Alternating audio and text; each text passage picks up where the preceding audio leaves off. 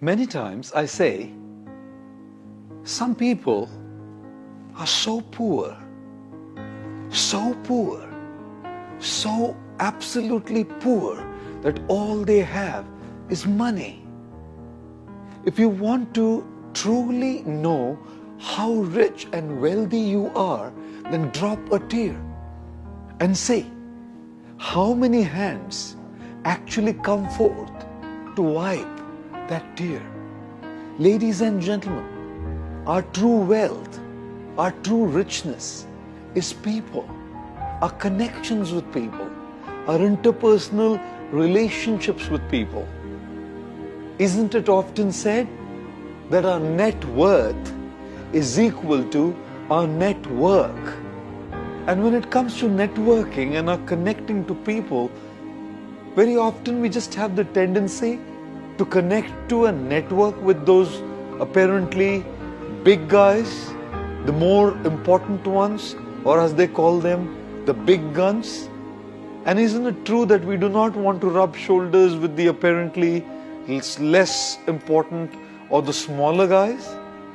Even in the game of chess, if we simply network with the king or the queen or the bishop or the knight or the rook, and we do not pay attention to connecting and networking with these little pawns, who's going to play the role of the pawns?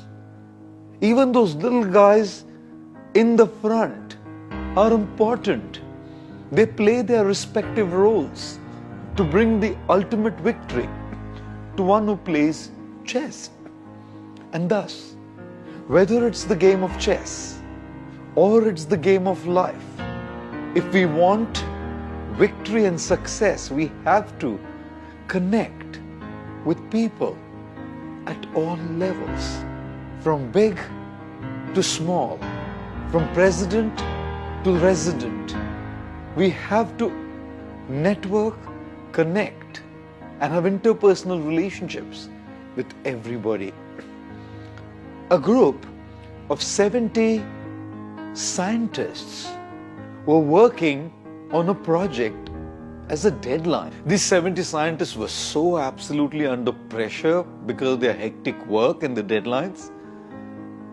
They were really finding it hard, but they were so loyal to their boss, they just kept going.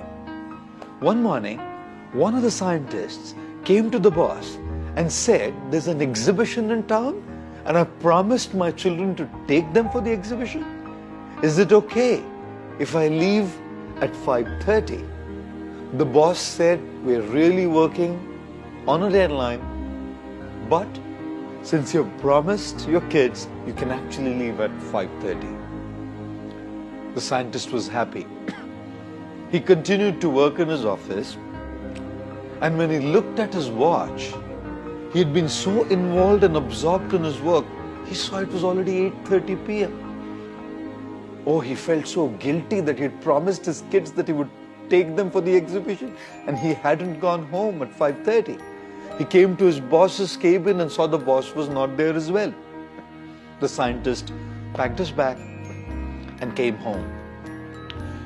His wife was sitting in the living room reading magazines.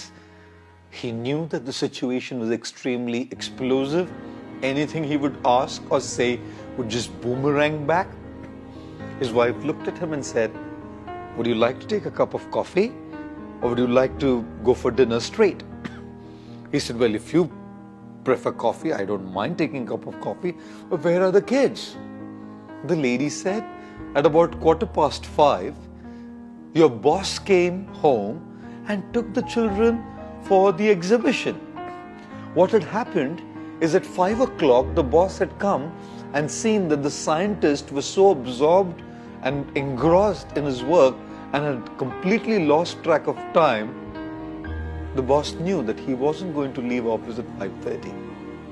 The boss personally went to the scientist's home and took the scientist's kids for the exhibition. Now, the boss didn't have to do this again and again.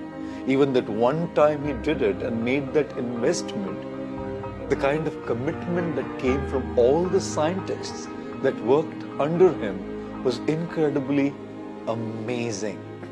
This is why all these 70 scientists worked with such commitment at Thumba under their able, capable and super sensitive boss. Guess who the boss was?